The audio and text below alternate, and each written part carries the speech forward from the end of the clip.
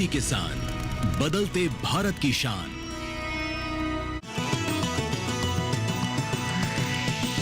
DD किसान, बदलते भारत की शान।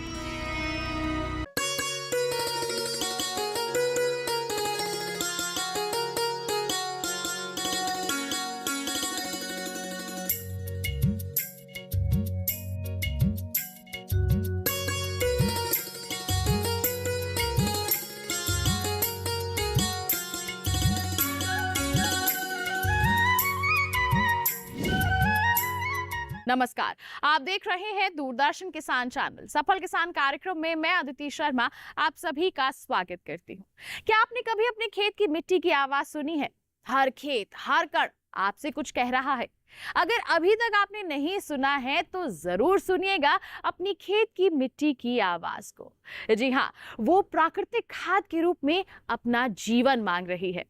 इसी मिट्टी की आवाज को, या फिर कहें कि मिट्टी की पुकार को, सुना है आज के हमारे सफल किसान ने। उन्होंने इसे सिर्फ सुना ही नहीं बल्कि इसको अमल में भी लाया है। तो फिर आइए आज आपको फिर से बिजनौर की धरती पर लिए चलते हैं, जहां पर रहते हैं हमारे सफल किसान जसराम जी, जो अपनी मिट्टी की आवाज को सुनकर प्राकृतिक खेती कर रहे हैं। जी हाँ, इन्होंने केमिकल का जो उपयोग है बिल्कुल बंद कर दिया है। किस तरह से इसके बाद उनके जीवन में बदलाव आया है, कैसे उनकी खेत की मिट्टी की सेहत सुधरी है, आइए इसी दास्तान को जानते हैं उन्हीं की जुबानी।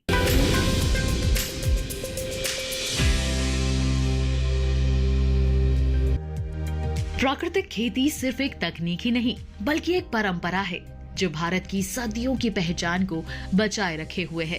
रासायनिक खाद के प्रयोग से उपज तो बढ़ती है, लेकिन साथ ही उसके प्रयोग से मिट्टी की उर्वरा शक्ति लगभग खत्म हो जाती है और रासायनिक तरीके से उपजे अन्न स्वास्थ्य को भी नुकसान पहुंचाते हैं। बिजनौर के रहने वाले रामजस जी को जब रासायनिक खाद के हानिकारक परिणामों की जानकारी हुई, तब से उन्होंने अपने खेत को रसायन मुक्त बनाने का फैसला किया। आज वो अपने खेतों के लिए खुद ही खाद बनाते हैं। हम पहले रासायनिक खेती करते थे। 2 साल पहले हमारी डॉक्टर के सिंह जी से मुलाकात हुई। उन्होंने हमें बुलाया और प्रशिक्षण दिया और तब से हमारे ऊपर खेती का भूत सवार हो गया प्राकृतिक खेती करने का। पहले जब हम रासायनिक खेती करते थे तो हमारे खेत में कीटनाशक, फंजीसाइड, काफ़ी दवाइयाँ लगानी पड़ती थी और पैदावार सही नहीं आती थी। अब जब से हमने डॉक्टर के सिंह जी के द्वारा अपने कृषि अनुसंधान केंद्र नगीना गए, वहाँ से ट्रेनिंग प्राप्त करी और सबसे पहले हमने फसल अवशेष को जलाना बंद किया। जितना हमारा फसल अवशेष होता है, पुराल, पत्ती, गन्ने की पत्ती, अड़ाया, कूड़ा, वो सारा हम खेत में गला देते हैं, सारे उसकी जुताई करा देते हैं और जीवामृत बना करके अपने खेतों में चलाते हैं। शुरुआत में जसराम जी को डर था कि उपज घट जाएगी, लेकिन कृषि वैज्ञानिकों के सहयोग से उन्होंने अपने खेतों में खुद की बनाई हुई खाद का सही मात्रा में प्रयोग किया, जिससे उनके खेतों की उपज पहले से अच्छी हुई, साथ ही लागत भी बहुत कम हो गई। हमारे पास गाय थी, लेकिन वो अमेरिकन गाय थी। हमने उसको कोर्स लगा करके जब वो दूध देने लगी, उसको फ्री में दे दिया और हम फिर योगी आदित्यनाथ जी के द्वारा जो स्कीम चल रही है, गौशाले से जाकर एक गिर गाय लाए। उस गिर गाय के हमने कोर्स लगाया और वो हमें लगभग 2 लीटर दूध देने लगी और उसके गोबर से, गौमूत्र से हमने जीवामृत बनाया। जीवामृत बनाने के लिए 15 किलो गोबर, 15 लीटर गौमूत्र, 1 किलो बेसन, 1 किलो गुड़ और पीपल या बरगद के पेड़ के नीचे की मिट्टी, इस तरह से हमने जीवामृत बनाया और जीवामृत बनाकर खेत में चलाया। और जो हमारी गोबर की खाद होती है, हम गोबर को 3 फुट चौड़ी और 1.5 फुट या 2 फुट ऊंची परत लगा देते हैं, लंबी लंबाई कितनी भी कर देते हैं, उसमें हम जीवामृत बना करके मिलाते हैं। 10 दिन वो ऐसे ही पड़ा रहता है, उसको थोड़ा सा पत्ती या पुराल से ढक देते हैं और 10 दिन के बाद उसमें दोबारा काट निकालते हैं और दोबारा फिर से जीवामृत मिलाते हैं। इस तरह से हम 3 बार जीवामृत मिलाते हैं और 30-35 दिन में हमारी गोबर की खाद बनके बढ़िया खाद तैयार हो जाती है, जो हमारे खेत में उसमें कोई दुर्गंध नहीं आती किसी प्रकार की गंध खुशबू कुछ नहीं आती है, बहुत बढ़िया खाद बनती है। और 2 महीने में ऐसी खाद बन जाती है जैसे कि 2 साल की गोबर की खाद हो। फिर हमें समझ में आया, जानकारी की कि कीटनाशक फंजीसाइड कैसे बनाएं। तो हमने 10 पर्णियारक बनाया। 10 तरह के पत्ते लिए, गाय का गोमूत्र डाला, उसमें कुछ गोबर डाला और उसको जो है 10 पर्णियारक खेत में छिड़का, तो हमें उतना रिजल्ट नहीं आया। फिर हमने कनेर के पत्ते 10 किलो और 50 लीटर गोमूत्र मिट्टी के मटके में बनाए। 1 महीने में वो तैयार हो जाता है और बढ़िया कीटनाशक का काम करता है। प्राकृतिक जीवाणु जो खेतों के लिए जरूरी हैं और रसायन के लगातार उपयोग के कारण चले गए थे, वो भी वापस आ गए हैं। शुरू में हमने एक संजीवनी रस बनाया। उसमें 25 लीटर गोमूत्र डाला, 25 किलो गोबर डाला और 25 किलो नीम के पत्ते। 200 लीटर का ड्रम, बाकी 180 लीटर 160 लीटर करीब पानी डाल दिया। और जब वो तैयार हो गया तो उसका हमने 10% का छान करके स्प्रे किया। फसल में बड़ा ही अच्छा रिजल्ट आया। 2 साल तक मेहनत करने के बाद हमारी ज़मीन का कार्बन 0.5 आया। हमने जब मिट्टी की जांच कराई तो हमें ना यूरिया डालना पड़ा, ना डाया डालना पड़ा, किसी रसायन के बिना ही हमारी ज़मीन में सब पूर्ण तत्व आ गए। पहले साल जब हमने खेती शुरू करी थी तो हमने गेहूं लगाया। हमारा 1 कुंटल बीघे का 4 बीघे में 4 कुंटल गेहूं कुल निकला। मगर 2 साल बाद जैसे ही कार्बन बढ़ता चला गया, आज हमारी फसल ठीक ठाक है। गन्ना 0-118, जिसको काफ़ी दवाइयाँ चाहिए, लेकिन हमने सब इसी से कंट्रोल कर लिया। ना हमारे खेत में बीमारी है, ना कोई रोग है। जसराम जी बताते हैं कि जब मैंने देश के प्रधानमंत्री मोदी जी को किसानों की आय दोगुनी करने के लिए कहते हुए सुना, तब समझ में नहीं आया कि कैसे होगा। वो आज समझ में आ रहा है जब मैंने कृषि वैज्ञानिकों की सहायता से प्राकृतिक खाद को अपने खेतों में प्रयोग किया है। इससे हमारी लागत बिल्कुल कम हो गई है और आय बढ़ गई है। प्रधानमंत्री जी ने जो कहा था कि हम आय दोगुनी कर देंगे, उस समय हमारी समझ में नहीं आया था। लेकिन जब हमने प्राकृतिक खेती करनी शुरू करी तो हमारी समझ में आया कि दोगुनी आय कैसे होती है। खर्चा तो हमारा शून्य हो गया और आमदनी पहले की अपेक्षा बराबर आ गई।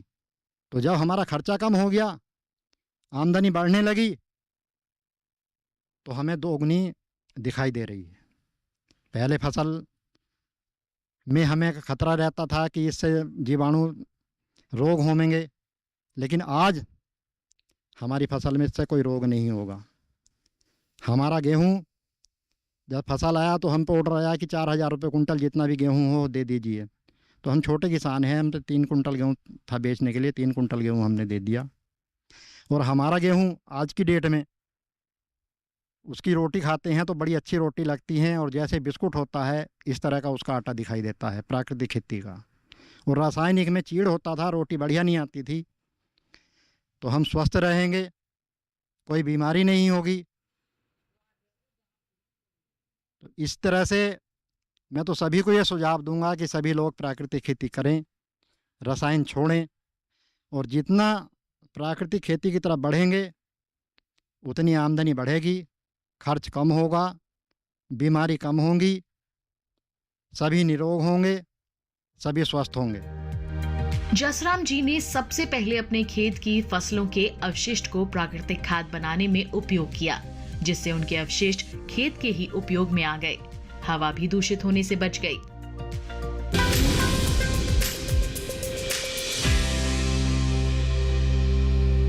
वक्त हो चला है कार्यक्रम में एक छोटे से ब्रेक का। आप कहीं मत जाइए। ब्रेक के बाद नगीना जनपद बिजनौर के जो कृषि वैज्ञानिक है पिंटू कुमार जी, उनसे आपकी मुलाकात करवाएंगे, उनसे जानेंगे प्राकृतिक खेती के बारे में। बने रहिए दूरदर्शन किसान पर, देखते रहिए कार्यक्रम सफल किसान।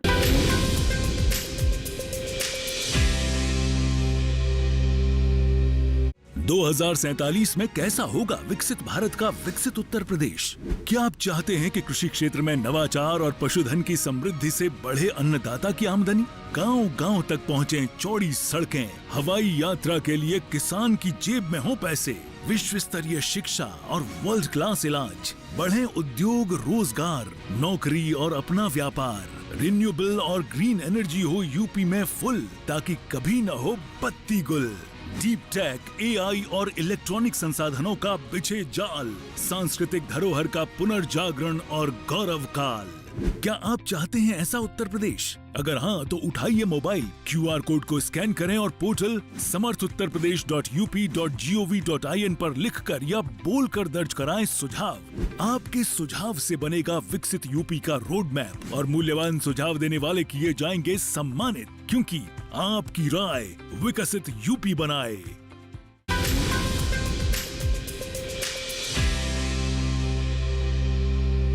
ब्रेक के बाद दूरदर्शन किसान चैनल के कार्यक्रम सफल किसान में आप सभी का फिर से स्वागत है। आइए कार्यक्रम को आगे बढ़ाते हैं, रुख करते हैं हमारे कृषि वैज्ञानिक का और साथ ही साथ ये भी जानते हैं कि हमारे जो सफल किसान हैं किस तरह से कीटनाशकों को वो तैयार करते हैं, वो भी बिना किसी रसायन का इस्तेमाल किए। आइए कार्यक्रम को आगे बढ़ाएं।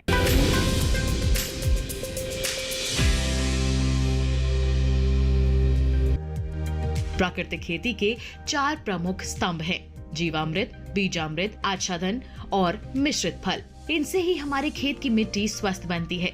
जीवामृत खेत की मिट्टी में जीवाणु को सक्रिय करता है। बीजामृत बीजों को रोगाणु से सुरक्षित करता है। आच्छादन खेत की नमी को बचाकर रखता है और मिश्रित फल फसलों की विविधता को बनाकर रखता है। जीवामृत बनाते हैं तो केवल इसी पे आधारित नहीं रहे, हमने फिर दूसरा जीवामृत बना के देखा। उसमें हमने 20 किलो गोबर लिया, 20 किलो गौमूत्र लिया, 2 किलो गुड़, 2 किलो सरसों खल और 2 किलो दलिया लिया, उसमें मिलाया। उसका बड़ा अच्छा रिजल्ट आया। कभी जीवामृत में केला डाल लेते हैं, कभी गुड़ डाल लेते हैं और कभी जो फसल के अवशेष होते हैं उनको डाल लेते हैं। जब प्राकृतिक खाद खेत में डाली जाती है तब हमारे खेत की मिट्टी में लाखों सूक्ष्म जीव सक्रिय हो जाते हैं। ये जीवाणु मिट्टी के पोषक तत्वों को पौधों तक पहुंचाते हैं। इससे खेत की मिट्टी में कार्बन की मात्रा बढ़ जाती है और उसकी उर्वरक शक्ति लौट आती है। जसराम जी ने अपने खेतों में कीट प्रबंधन के लिए रासायनिक दवाओं की जगह प्राकृतिक विधि अपनाई है। वो संजीवनी रसायन तैयार करते हैं, साथ ही नींबू का जैव रसायन और आंवले का नवरत्न रसायन तैयार कर उसका छिड़काव करते हैं। इससे उनकी धान की फसल पूरी तरह कीटाणु मुक्त हो चुकी है और अब पौधे पहले से ज्यादा हरे भरे और मजबूत दिखने लगे हैं। हमने एक गाय, एक बछिया, 2 बैल हैं हमारे पास, उनका गौमूत्र इकट्ठा करते हैं। और जब हमें खेत में स्प्रे करना होता है, गन्ने में, किसी भी फसल में, गन्ने में जब छोटा होता है तो 1 कैन में 1 लीटर गौमूत्र डालते हैं। जब कुछ बड़ा हो जाता है तो 2 लीटर, कुछ और बड़ा हो जाता है 3 लीटर। और इसके अलावा फिर ग्रोथ प्रमोटर की बात आई कि हम फसल कैसे बढ़े, तो हमने उसके लिए जैव रसायन तैयार किए हैं। आंवले का, नींबू का, एलोवेरा का, टमाटर का। और जैव रसायन बनाने के लिए 3:1:10 के अनुपात में सामग्री लेते हैं। जैसे हमें नींबू का रसायन बनाना है तो 3 किलो नींबू लेंगे, उसमें 1 किलो गुड़ डाल लेंगे और 10 लीटर पानी, और उसको 3 महीने के लिए एयर टाइट बंद करके रख देंगे। 90 दिन में हमारा जैव रसायन तैयार हो जाता है। इस तरह से हमने एलोवेरा का, आंवले का, नींबू का, टमाटर का, ये सब तैयार करें जैव रसायन। और जब हम स्प्रे करते हैं तो 250 ग्राम ये जैव रसायन ले लेते हैं। आधा लीटर जो कनेर की पत्ती का और गौमूत्र का कीटनाशक बनाया, आधा लीटर उसमें से लेते हैं और 2 लीटर गाय का गौमूत्र। फसल में इतना अच्छा काम करता है, किसी प्रकार का कोई भी रसायन लगाने की आवश्यकता नहीं पड़ती। जितने भी कीट हैं उससे समाप्त हो जाते हैं।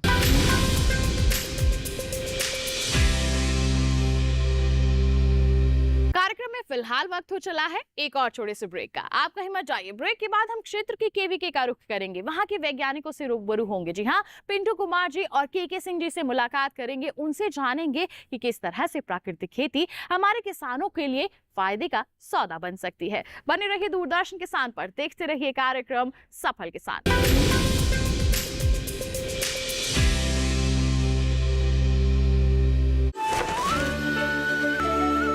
असली हीरो का कंगन कैसे? क्योंकि हमें मिला है एक बेशकीमती तोहफा, जिसकी वजह से हमारी फसल में काफी बढ़त हुई है। मिलिए ग्रो प्लस से। हमारा भरोसेमंद कोरोमंडल लेकर आया है एनफोर्स तकनीक वाला 5 पोषक तत्वों से भरा ग्रो मोर ग्रो प्लस। इसे इस्तेमाल करने से पौधों को मिले अधिक पोषण, जिससे न केवल आपको बम्पर फसल मिले बल्कि मिट्टी भी स्वस्थ और उपजाऊ बने। ग्रो प्लस अब एनफोर्स तकनीक के साथ, सर्वोत्तम तकनीक, सफलता का प्रतीक।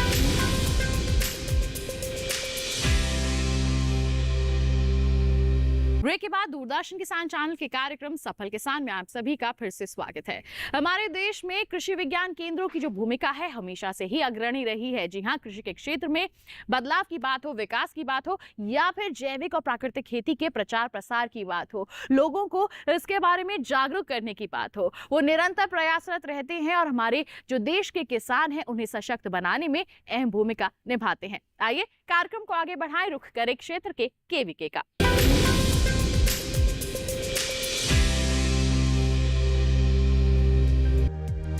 कृषि विज्ञान केंद्र जहां किसानों को कृषि की नई नई उन्नत तकनीकी जानकारी देता है, वहीं पर किसानों को प्रगतिशील बनाने के लिए प्रशिक्षण भी देता है, उन्नत बीजों के बारे में जानकारी प्रदान करता है।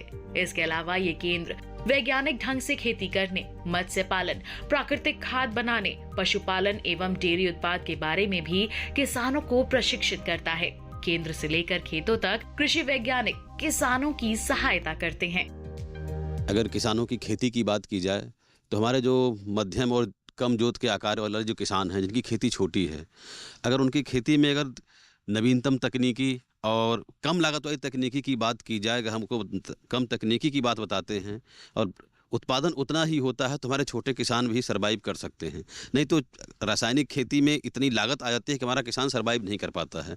तो उसके लिए हम लोगों ने प्रयास ये किया है कि हमारे जो किसान साथी हैं, जिनकी जोत छोटी है, वह अपनी खेती को क्या कहते हैं कि अपने घर के आसपास जो भी संसाधन उपलब्ध हैं उन संसाधनों से ही खेती करने का प्रयास करें। कहने का मतलब, अगर उनको अपने ज़मीन की उर्वरा शक्ति को बढ़ानी है तो अपने खेत पर हरी खाद, हम लोगों ने प्रयास किया कि पिछले 5-6 सालों में हम लोगों ने एक नई तकनीकी ईजाद की, नवरत्न हरी खाद की।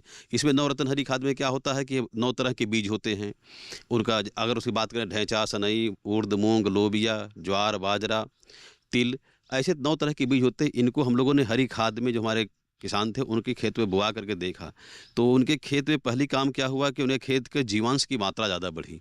जब जीवांश की मात्रा ज़्यादा बढ़ी तो जब उन्होंने अगली फसल लगाई तो उस फसल में जो उनको रासायनिक पे जो उनको खर्चा कर देना पड़ता था वह खर्चा कम आया। तो उसका फ़ायदा क्या हुआ कि ज़मीन की उर्वरता बढ़ी, उसके साथ ही साथ उत्पादन करते समय उनको जो रसायनों और क्या कहते हैं खाद पे जाना था उसकी लागत कम आई। जैसे भी हम लोग जिसकी बात कर रहे थे, जसराम जी हैं मुल्हा वाला, जिस गांव में हम लोग हैं, इनके पास ज़्यादा ज़मीन नहीं है, लेकिन इन्होंने इस पूरे जनपद के लिए, किसानों के लिए एक मिसाल छोटी सी दे दी कि ये दिन प्रतिदिन क्या करते हैं कि एक कुछ नया नया अपना एक्सपेरिमेंट करते रहते हैं और एक्सपेरिमेंट करने के बाद हमको बताते रहते हैं कि सर हमने इस बार ये काम किया, अभी आपने तो हमको बताया था कि 10 पलनी में ये डालिए, हमने कुछ और उसमें ऐड कर दिया, उसका रिजल्ट बड़ा बढ़िया आया। जब वो बढ़िया आया तो उस चीज़ को हमने बताया, भाई दूसरे किसानों को हमने बताया कि भाई आप लोग भी इसको अपनाइए। कहने का मतलब ये है कि जो हमारा छोटा जोत का किसान है उसके लिए तकनीकी उसके घर के पास से ही तकनीकी निकाल के देने की आवश्यकता है, जिसमें उसमें लागत न लगे। प्राकृतिक खाद हमारे खेतों के लिए बेहद उपयोगी है, जो कि बनाने में बेहद आसान है। खाद बनाने के लिए हमें ऊपर से कुछ नहीं खर्च करना पड़ता, सब कुछ वहीं आसपास ही खेतों में मिल जाता है और खेत में ही उसका उपयोग हो जाता है। जैसे हरी खाद, जो कि हरी मूंग इत्यादि फसलों के अवशिष्ट से बनाई जाती है। जसराम जी किसानों के लिए मिसाल पेश कर रहे हैं प्राकृतिक खेती करके। प्राकृतिक खेती में जसराम जी के द्वारा बहुत सारे उत्पाद ऐसे नए भी बनाए जाते हैं और पुराने उत्पाद भी, जैसे जीवामृत है, घन जीवामृत है, 10 पर्णी अर्क है, नीमास्त्र है, ब्रह्मास्त्र है, अग्न्यास्त्र है, सोठास्त्र है और खट्टी छाछ।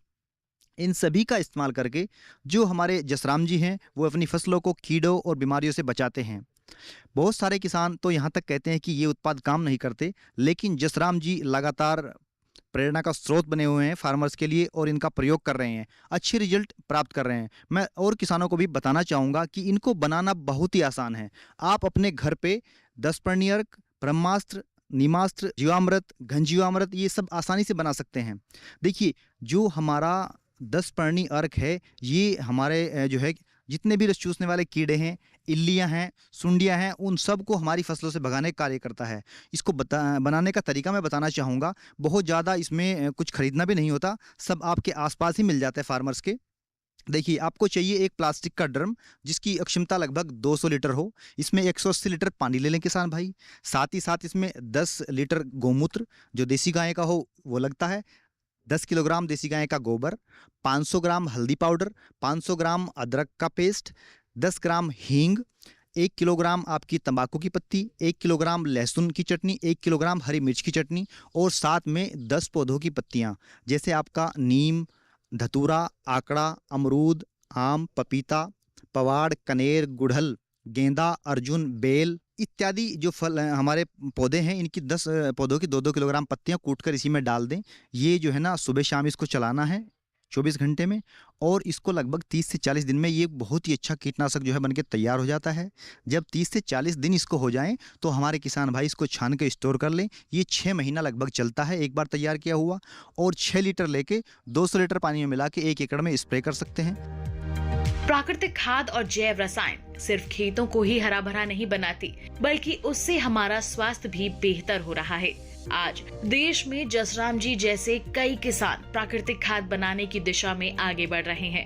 प्राकृतिक खेती एक नवीन सोच बन चुकी है हमारे आने वाले भविष्य को सुरक्षित रखने की। जब किसान मिट्टी स्वस्थ रखेंगे तभी अनाज में पोषण और स्वाद दोनों बने रहेंगे।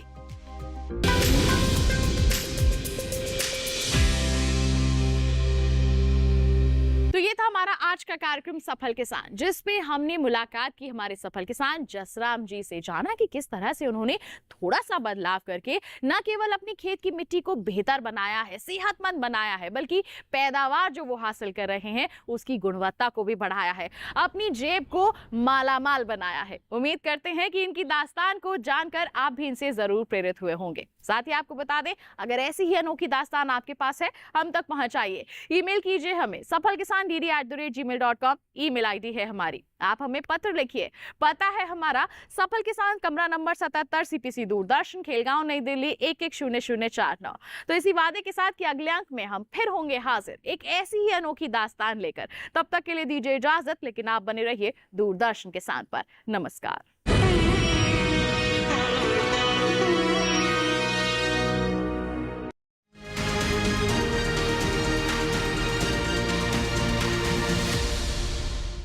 प्रिय किसान बहनों और भाइयों, नमस्कार।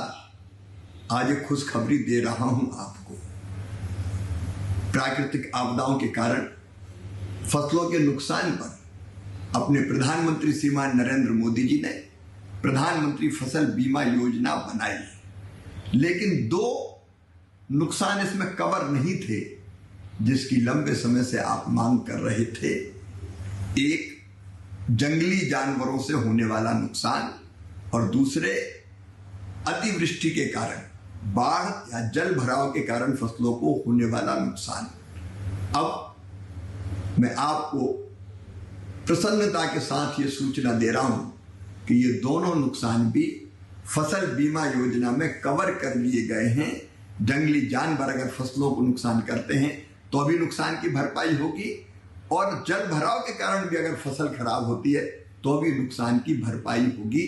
प्रधानमंत्री जी को बहुत बहुत धन्यवाद। अब देर मत कीजिए, जल्दी अपनी फसल का बीमा करवाइए। धन्यवाद।